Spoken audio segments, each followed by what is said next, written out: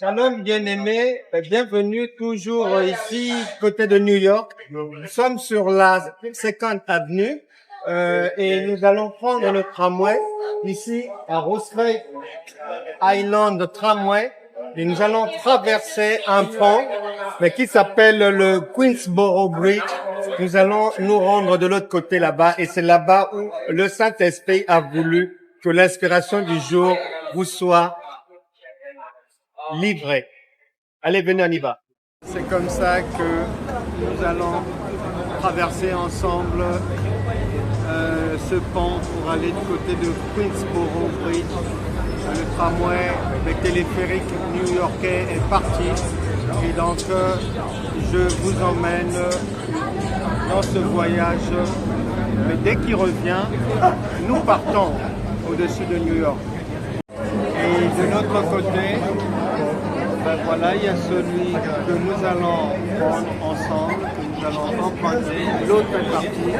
Et du côté droit, nous allons prendre ce tramway qui arrive sur la gauche. Voilà, il fait son entrée pour nous prendre. Voilà, on les laisse entrer. Et voilà, ce tramway, il arrive comme ça. Il vient de la traversée du pont de l'autre côté et il arrive, il gare et nous allons passer de l'autre côté pour l'emprunter. Pour monter, il faut faire le tour. Donc, ceux qui sont arrivés vont descendre à droite ici et nous allons l'emprunter par la gauche. Allons-y. Et ce tramway peut donc contenir plus d'une centaine de personnes, mais il y a du monde. Et nous attendons notre tour et on monte ensemble. Ben c'est parti, nous sommes partis de la Second Avenue dans le Roosevelt Island Tramway. Et nous sommes au-dessus de cette gigantesque ville de New York, comme vous pouvez vous en rendre compte. Ça roule à droite, ça roule à gauche, ça roule en dessous, il y a des cyclistes, il y a tout le monde. Et nous sommes en train de monter, vous pouvez apprécier les gratte-ciel à droite, à gauche, il y en a partout. Et ça secoue. Voilà. Nous sommes toujours en train d'avancer au-dessus de cette merveilleuse ville. Voilà les bien-aimés. La beauté à partager de New York avec de l'autre côté. Voilà ce qu'on y voit. Des buildings à non plus finir. Et le Queensboro Bridge à droite là. Et voilà, là où nous sommes et là où nous pensons toujours à vous, où que nous soyons, même dans les airs, voilà, pour apprécier la beauté du calme, des lieux. Et nos voisins sont en train de remonter à droite là. Voilà. À droite il y a le Queensboro Bridge. Beaucoup de véhicules empruntent ce pont. Et nous allons bientôt arriver sur l'autre rive. Point final de notre traversée à part le Roosevelt Island Tramway.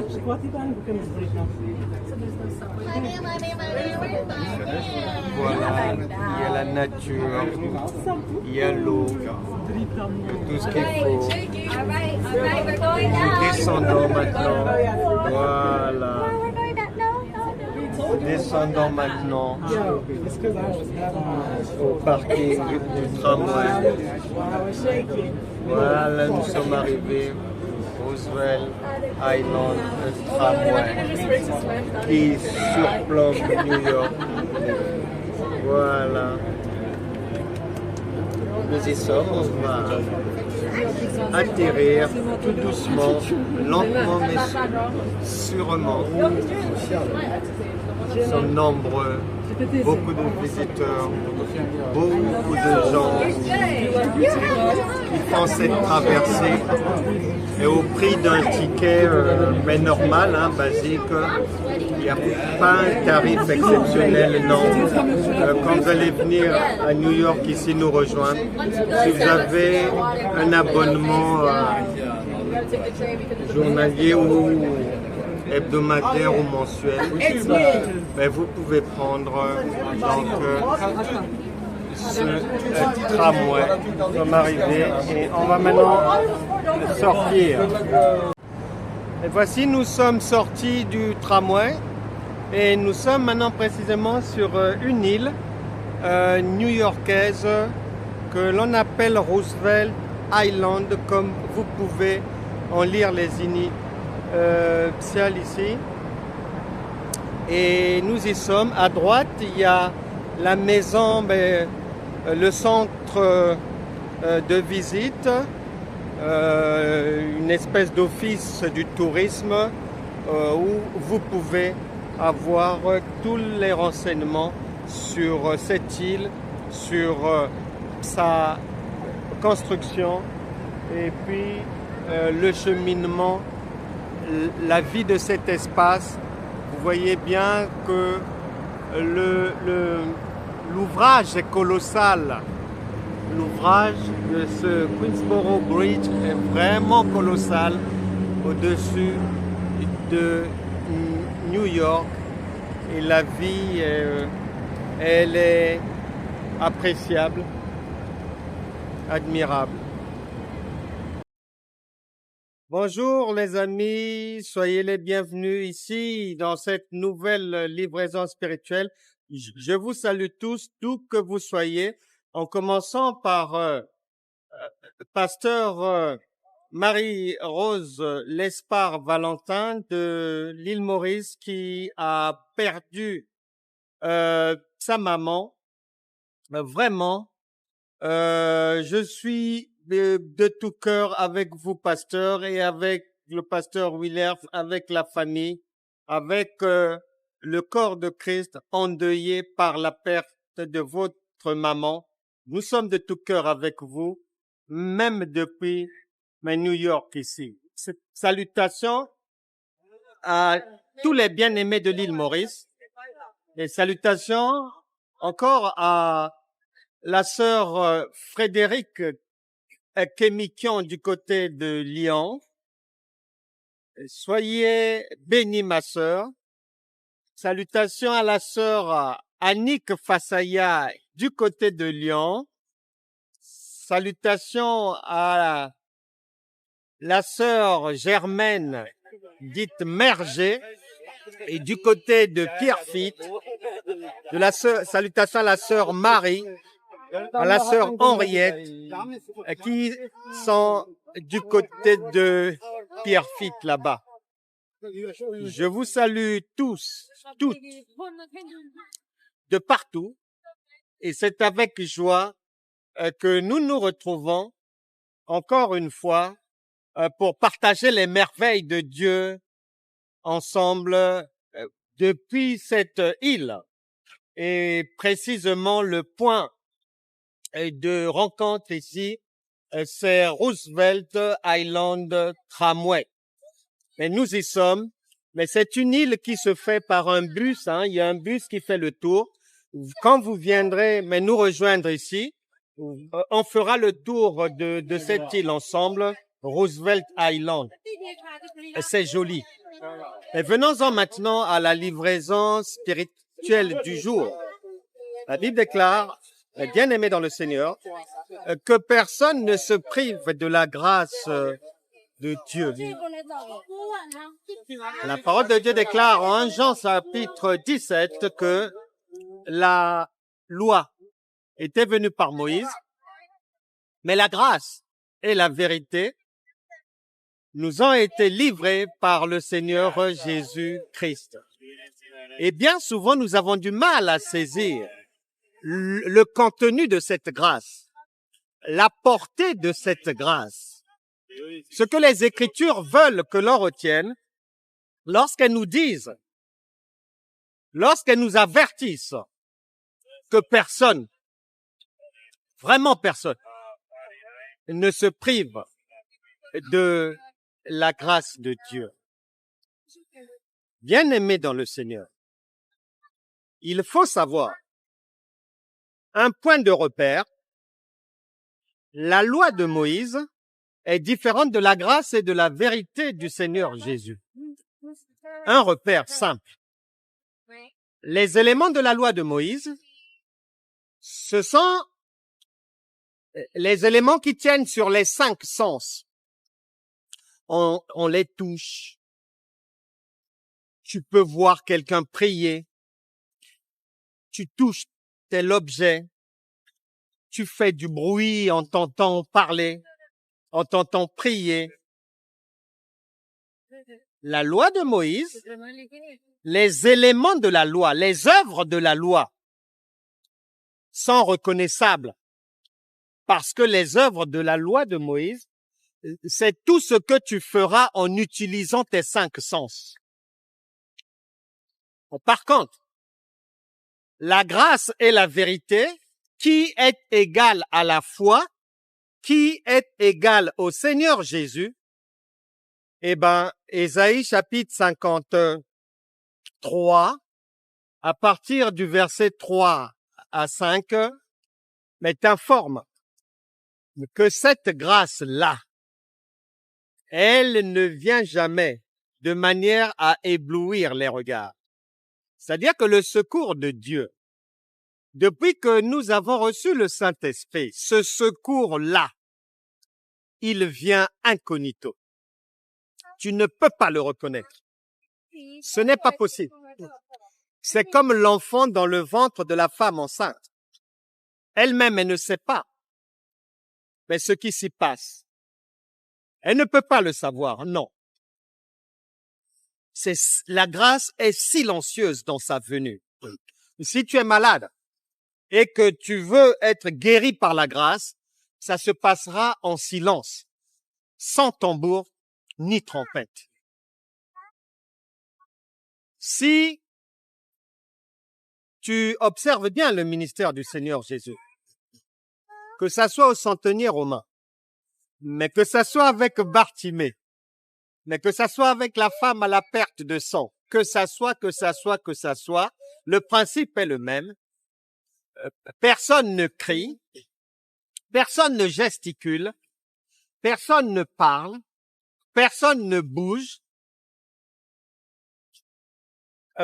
personne ne chante, mais le Seigneur dit qu'il te soit fait selon ta foi. Et Dieu n'a pas changé. Et il est le même hier, aujourd'hui et éternellement. Le procédé de la grâce est un procédé, est une solution qui vient silencieusement. La Bible parlant, prophétisant sur la grâce, en Ésaïe donc 53, à partir du verset 3, va dire que lorsqu'elle vient, elle n'est pas reconnaissable, non. Tu ne peux pas reconnaître la grâce. Tu ne peux pas reconnaître Dieu. C'est pas reconnaissable, c'est pas vrai. Si tu prévois de quelle manière la grâce va arriver et que tu l'attends dans un programme de prière, dans un programme de jeûne, même les gens du monde te disent, tout ce qui brille n'est pas de l'or. Tu vas te tromper. Et beaucoup de chrétiens sont en souffrance parce qu'ils appliquent des procédés de la loi de Moïse, là où c'est la grâce qui doit être en activité désormais. Retiens à partir d'aujourd'hui que l'intervention divine, que le secours de Dieu, que tu attends, que tu recevras, sache le reconnaître. En ceci, tu ne peux pas le reconnaître. Lorsqu'il va arriver, voilà. Tu ne peux pas lui fixer rendez-vous. Tu ne peux pas planifier de quelle manière la grâce va te sortir des dettes, va te sortir des difficultés, va te permettre de résoudre les problèmes de la vie. Tu ne peux pas prévoir, mais de quelle manière? La grâce va t'aider. La grâce va te permettre de ne plus souffrir, de ne plus être sans emploi. Tu ne peux pas prévoir. Retiens que mais le conseil nous est donné en disant que personne ne se prive de la grâce divine. Point 1, attention, elle viendra d'une manière à ce que personne ne puisse la reconnaître. Donc, ne l'attends pas là où elle ne sortira pas. Et n'utilise pas les méthodes qu'elle n'a pas prévu utiliser lors de sa venue pour te sortir de la difficulté. Non. Ça, c'est le point 1. Deuxièmement, cette grâce, lorsqu'elle va venir, tu dois savoir au juste ce qu'elle est. La grâce, c'est une maman, c'est un père qui a travaillé pour son enfant, toi, et qui lui lègue un héritage. L'héritage que Jésus t'a légué, cet héritage-là fait de toi un héritier, ce qui veut dire une personne qui ne peut plus souffrir dans la vie. Donc, lorsque la parole dit que personne ne se prive de la grâce, attention, non seulement tu dois savoir, tu dois avoir conscience que cette grâce ne va pas venir comme tu l'attends parce qu'elle n'est pas reconnaissable dans sa venue. Elle vient toujours comme un voleur, dit les Écritures. Elle n'a pas l'apparence pour attirer les regards, non. Ça, c'est de un. De deux, la grâce, lorsqu'elle va venir, elle ne va pas te demander de souffrir pour qu'elle te sorte de la difficulté. Toute personne, tout enfant de Dieu, tout chrétien qui attend la grâce, qui attend l'intervention de la grâce dans sa vie et qui, dans cette attente-là, pratique des activités qui mettent en lumière qu'elle n'est pas une héritière. Il n'est pas un héritier, mais un esclave. Alors que Jésus a dit, « Vous êtes désormais mes amis. Nous traitons d'égal à égal. Tu n'as plus à souffrir pour recevoir de moi ton ami. » Bien-aimé dans le Seigneur, beaucoup de gens, je pourrais me passer toute une nuit à te donner des témoignages, des gens qui passent à côté de la vie, des chrétiens qui loupent la grâce, des pasteurs qui n'arrivent pas à reconnaître les éléments constitutifs de la grâce, des brebis qui ont du mal à comprendre ce que veut dire la grâce. Et le Seigneur voudrait mettre fin à ce calvaire et que donc, pour que chacun puisse enfin ne pas passer à côté de la vie, c'est-à-dire à côté de la grâce, pour que chacun puisse ne pas se louper, parce que dans le Seigneur, c'est pour la réussite de la vie. Il a dit dans Matthieu chapitre 11, verset 28, « Venez à moi, vous tous qui êtes fatigués et chargés, et je vous donnerai du repos. » Donc, c'est pour le repos que l'on devient enfant de Dieu. Bien-aimé dans le Seigneur, ne te prive plus de la grâce divine. Sois désormais averti. Et c'était l'objet de cette livraison spirituelle depuis Roosevelt Island, ici, à New York. Sois averti. Point 1. Que la grâce viendra te délivrer comme un voleur. Parce que la Bible déclare que cette grâce-là, qui est la foi, qui est Jésus, qui est le Saint-Esprit, n'a pas changé. Il est le même hier, aujourd'hui et éternellement. Point 2. Que cette grâce t'établit dans l'élévation, car tu es désormais un héritier. Et donc, tu as un héritage. Et un héritier ne souffre pas. Donc, ça ne sert pas de perdre ton temps depuis 30 ans dans des activités dignes de la loi de Mosaïque. Non, la grâce est désormais là. Elle est disponible. Et depuis New York ici, le Saint-Esprit me charge de réveiller, de te le dire, de te le rappeler, d'insister que c'est ta saison.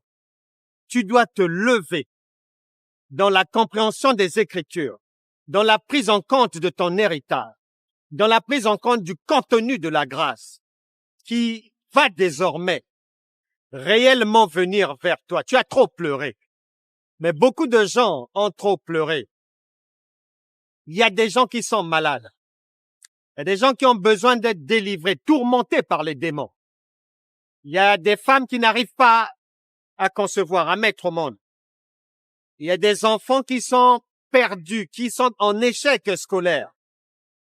Il y a des ménages qui volent en éclats.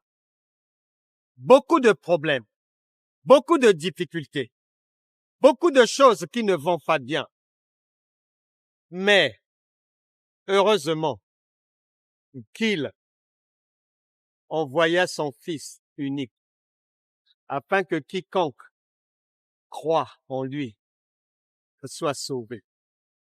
Si tu as reçu cette parole, si tu crois en cette parole de vie, si tu as bien mangé le pain de vie que je viens de servir, alors tu seras immédiatement secouru.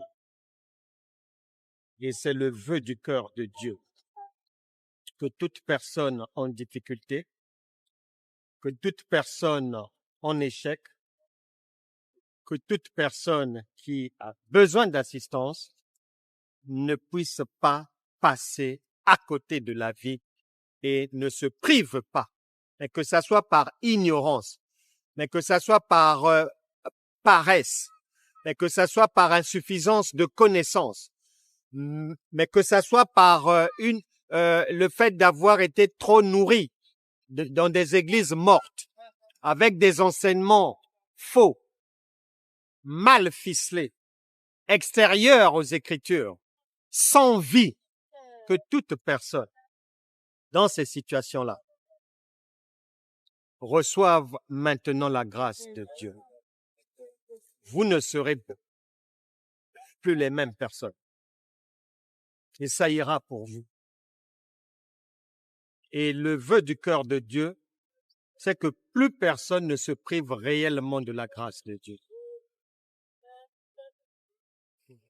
Avant de nous quitter, je voudrais prier pour toutes les personnes qui soutiennent notre ministère, le Centre international d'évangélisation. Toutes ces personnes, leurs familles, leurs enfants, qui font des dons, les donateurs de Franck Cana, École de la foi révolutionnaire. Toutes ces mains tendues, toutes ces contributions financières, toutes les mains qui donnent, mécènes, donateurs de ce ministère, je prie maintenant pour vous. Et si tu n'en fais pas encore partie, la porte est ouverte. La grâce, c'est la grâce. Ne te prive pas de la grâce divine. La Bible déclare par le livre aux Corinthiens, que chacun donne sans contrainte, ni tristesse, comme il l'a consenti dans son cœur. Et la Bible ajoute que Dieu n'est pas ingrat. Dieu n'est pas un homme pour oublier tous ceux qui font preuve de bonne volonté, pour oublier tous ceux qui font preuve de libéralité. Vous pouvez rejoindre le groupe des donateurs de ce ministère, des mécènes. Vous avez les coordonnées.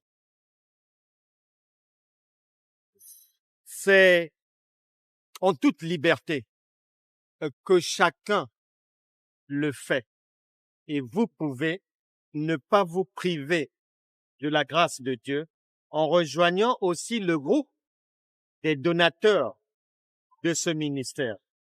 Je prie maintenant, au nom puissant de Jésus, pour tous les donateurs, tous les mécènes, tous les bienfaiteurs de ce ministère, et leurs enfants, leurs époux, leurs épouses, leurs familles, que rien ne puisse obstruer désormais leur joie de vivre, que toute chose qui les empêchait de se réjouir de la vie, je chasse cela de leur vie. Que tout donateur, tout mécène, toute personne qui soutient ce ministère, qui est malade, la personne elle-même ou l'un de ses enfants, reçoivent maintenant la guérison divine. Que les jours à venir soient remplis de succès, de bonnes nouvelles dans vos vies. Vos enfants n'échoueront pas. Ils seront une source de bénédiction pour les autres dans leur génération. La vie va vous sourire. Toute mauvaise parole prononcée contre vous, toute malédiction, tout envoûtement, j'annule cela aujourd'hui. Toute chose appartenant à un donateur, à un mécène, que ça soit l'argent, pièces d'identité, cheveux, photos, papier, ongles, les pas de pied, stylo, quoi que ce soit encore, que quelqu'un a pris pour aller vous faire du mal. Je brise ces malédictions, je brise ces envoûtements. Vous êtes libre à partir d'aujourd'hui.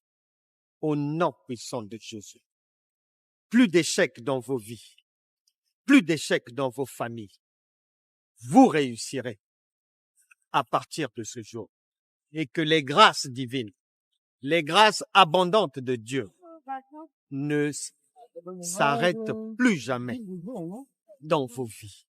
Le fruit du travail de vos mains, vous allez en jouir. Vos enfants en jouiront. Vous ne manquerez plus jamais de quelque chose. Dieu vous sera toujours favorable. Il est avec vous. Il vous emmène à bon port. La joie fera désormais partie du quotidien de votre existence, ainsi que des vies de vos enfants. Au nom de Jésus. Amen. Bien-aimés dans le Seigneur, voilà, ici prend fin cette livraison spirituelle. Nous étions donc ici à Roosevelt Island, du côté de New York. Il fait beau, le soleil est bien au rendez-vous. Et donc, soyez bénis. N'oubliez pas que le 10 août, nous reprenons les cours de Frank Kokana, École de la foi révolutionnaire, qui sont des cours gratuits. Vous pouvez les suivre pour croître en maturité, en connaissance, en intelligence, en stature et en sagesse divine. Et vous verrez que la vie ne sera plus jamais la même pour vous. Je vous embrasse. Je vous salue tous. Mais c'était votre humble serviteur, l'évangéliste enseignant Franck Cana, depuis Roosevelt Island à New York. Ciao. Bye bye.